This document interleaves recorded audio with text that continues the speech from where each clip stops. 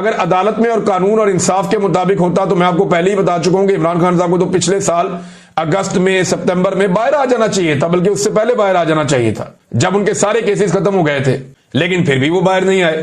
तो एस्टेब्लिशमेंट ने अगर यह फैसला कर लिया कि मजीद गंद नहीं डालना, तो फिर तो इमरान खान साहब बाहर आ सकते हैं, लेकिन एस्टेब्लिशमेंट इमरान खान साहब का बोझ उठा पाएगी, यह भी एक बड़ा सवाल है। वो डरते भी बहुत हैं, स्पेशली पाकिस्तान की जो फौजी क़यादत है जनरल आसिम मुनीर, उनके बारे में एक टाउट ने अभी क्लेम किया और वो क्लेम अभी तक वापस नहीं हुआ कि आसिम मुनीर सख्त नफरत करते हैं इमरान खान से, क्योंकि फौजी क़यादत का लफ्ज इस्तेमाल किया तो वो तो आसिम मुनीर ही है ना। आर्मी चीफ तो आसिम मुनीर है, फील्ड मार्शल आसिम मुनीर है, फौजी क़यादत वही है, तो उनके बारे में लफ्ज इस्तेमाल किया कि वो इमरान खान से शदीद नफरत करते हैं। तो कोई तरदीद नहीं आई अभी तक दोनों तरफ से, ना तो टाउट्स की जानिब से आई और ना जिनके टाउट्स हैं उनकी जानिब से आई। बहरहाल मखसूस नशिस्तें छीनने का सिलसिला जो है वो स्पीड जारी है।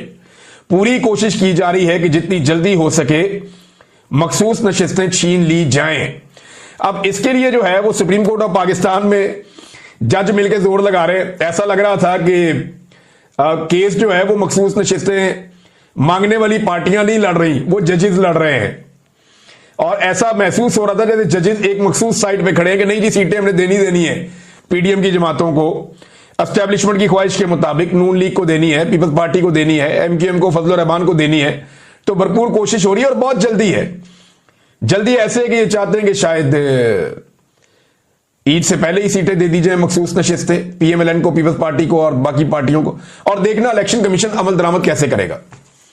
1 साल हो गया है, 1 साल हो गया है कि अमल दरामद नहीं हो रहा जो फैसला पाकिस्तान तहरीक इंसाफ के हक में आया था। लेकिन अगर यह फैसला तहरीक इंसाफ के खिलाफ हुआ तो आप देखिएगा घंटों के अंदर अमल दरामद हो जाएगा और इलेक्शन कमीशन ऑफ पाकिस्तान फौरी तौर पे अमल दरामद कर देगा। क्योंकि पाकिस्तान तहरीक इंसाफ अपनी कामयाबी जो है वो इसी बात में समझ रही है कि जितना इसको लंबा किया जाए केस को, जितना अदलिया को बेनकाब किया जाए, जितना इस नाइंसाफी को सारी दुनिया के सामने रखा जाए, बस यही अब एक कामयाबी है। लेकिन एस्टेब्लिशमेंट को लगता है कि ये सीटें भी मखसूस नशिस्तें पीएमएलएन को देनी चाहिए। इससे उन्हें लगता है कि उनका काम बन जाएगा या मसला हल हो जाएगा जो उनके साथ दरपेश है गुज़िश्ता 3 सालों से। तो देखें ना, मसला तो हल नहीं हो रहा। एस्टेब्लिशमेंट को पहले लगा इमरान खान को निकालेंगे मसला हल हो जाएगा, नहीं हुआ। फिर उन्हें लगा कि एहतजाज को कुचल देंगे मसला हल हो जाएगा, नहीं हुआ। फिर उन्हें लगा कि पीडीएम को लाकर बैठा देंगे मसला हल हो जाएगा, नहीं हुआ। फिर उन्हें लगा इमरान खान को जेल में डाल देंगे तो मसला हल हो जाएगा, नहीं हुआ। फिर उन्हें लगा कि धांधली करवाकर इलेक्शन से कबल मसला हल हो जाएगा, यानी इलेक्शन के कबल उन्होंने इतनी धांधली की कि लोगों को इलेक्शन ही नहीं लड़ने दिया, मसला हल नहीं हुआ। उन्हें लगा कि इंतखाबी निशान छीन लेंगे मसला हल हो जाएगा, नहीं हुआ। फॉर्म 47 बनाकर उन्हें लगा कि मसला हल हो जाएगा, नहीं हुआ। अगवा से, जबर से, तशद्दुद से, इंसानों की जबरी गुमशुदगियों से और अगवा बराए बयान से उन्हें लगा कि मसला हल हो जाएगा, नहीं हुआ। फिर उन्होंने इद्दत और साइफर जैसे घटिया केसेस बनाए, उन्हें लगा कि अब मसला हल हो जाएगा, मसला हल नहीं हुआ। इमरान खान की बीवी और बहनों को गिरफ्तार करने से मसला हल हो जाएगा, नहीं हुआ। इमरान खान पे जेल में बदतरीन हालात पैदा कर दिए गए, उन्हें बंद कर दिया गया छोटे से सेल में, बिजली बंद कर दी गई, बहुत परेशान किया गया, सहूलियात ले ली गई। उन्हें लगा मसला हल हो जाएगा, मसला हल नहीं हुआ।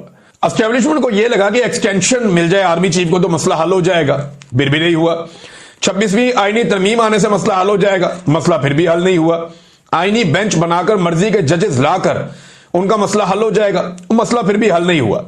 अब मखसूस नशिस्तें लेकर 27वीं आईनी तरमीम करेंगे तो मसला हल हो जाएगा, यह मसला हल ही नहीं होना, क्योंकि आप यह मसला हल कर ही नहीं सकते। यह मसला आपका 70 साल से हल नहीं हो रहा और इस वक्त इस मसले का हल पाकिस्तानी अवाम ने ढूंढ लिया है।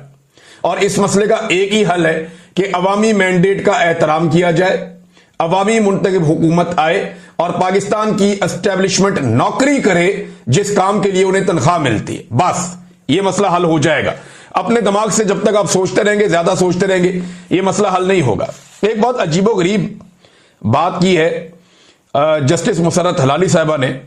उन्होंने मखसूस नशिस्तों के फैसले में वोट को बुनियादी हक कहा गया, तो उनका कहना जी वोट बुनियादी हक नहीं है, यह उन्होंने कह दिया।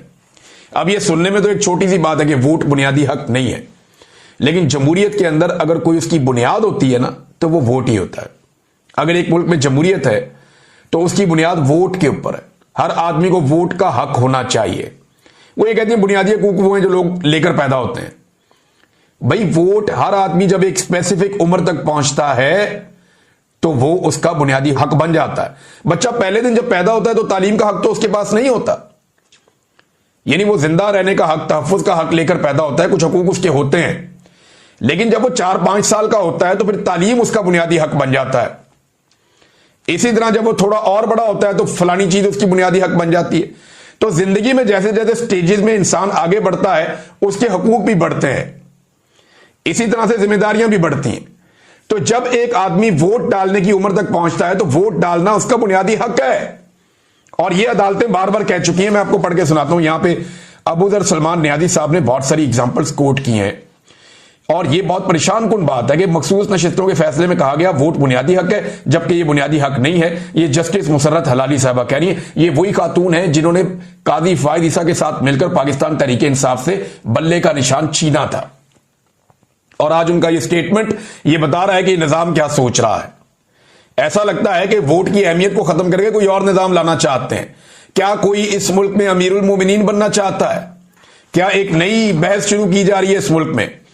तो बात यह है कि 2014 का PLD 72 2025 ये एक फैसला है, फिर एक 2014 का फैसला है, फिर एक और जनाब PLD 531 ये सुप्रीम कोर्ट का है, फिर 2014 का एक और सुप्रीम कोर्ट का फैसला है PLD 67, फिर एक और है 2025 का PLD 419, फिर एक और उन्होंने एग्जाम्पल कोर्ट की PLD 206 सुप्रीम कोर्ट से, और ये सुप्रीम कोर्ट का 2015 का, 2025 का, 2014 का, ये मुख्तलिफ फैसले मौजूद हैं। और 5-6 फैसलों की एग्जाम्पल तो यहां पे कोर्ट कर दी कि यहां पे इन तमाम फैसलों ने ये बताया है कि वोट बुनियादी इंसानी हक है, यानी बुनियादी हक है, फंडामेंटल राइट है। लेकिन जो फंडामेंटल राइट होता है ना, उसके खिलाफ आप कोई भी कानून साजी नहीं कर सकते, उसके खिलाफ आप कोई कानून बना ही नहीं सकते, क्योंकि वो फंडामेंटल राइट है, बुनियादी हक है। आइन में लिखे हुए बुनियादी हक को आप किसी तरह भी गसब नहीं कर सकते, कोई कानून उसके खिलाफ आप बना ही नहीं सकते, उससे मुतसादिम आप कोई काम नहीं कर सकते। तो अब ऐसा लगता है जानबूझकर वोट को बुनियादी हक से निकालने की कोशिश की जा रही है ताकि कल को वोटर्स के खिलाफ या वोट के खिलाफ कुछ भी किया जाए, बुनियादी हक बेशक छीन लिया जाए, हो सकता है आने वाले दिनों में ये वोटर की उम्र ही बढ़ा के 25 साल कर दें। नए वोटरों से ये बहुत परेशान है ना, कुछ भी कर सकते हैं, कोई भी खेल खेल सकते हैं, कोई भी घटिया हरकत कर सकती है ये हुकूमत और एस्टेब्लिशमेंट मिलके। तो पाकिस्तानियों को विजिलेंट रहना पड़ेगा और इन हथकंडों का सामना करना पड़ेगा और इनका मुकाबला भी करना पड़ेगा। अभी अमीनुद्दीन खान साहब को बहुत जल्दी है, जो जज हैं आईनी बेंच के सरबराह, और उन्होंने कहा जी मुझे मालूम है कि आपके दलाइल क्या है। ये फैसल सिद्दीकी साहब को बहुत जल्दी जल्दी चला देना, वो कहते मैं दलाल दे दूं। उन्होंने कहा जी मुझे मालूम है आपके दलाल क्या है। उन्होंने कहा जी आपको वही आ रही है। ये अदालत के अंदर इस तरह मामला एक्सपोज हो रहे हैं, जजेस उसको तेज तेज चलाना चाहते हैं, फास्ट फॉरवर्ड करना चाहते हैं केस को। और PTI के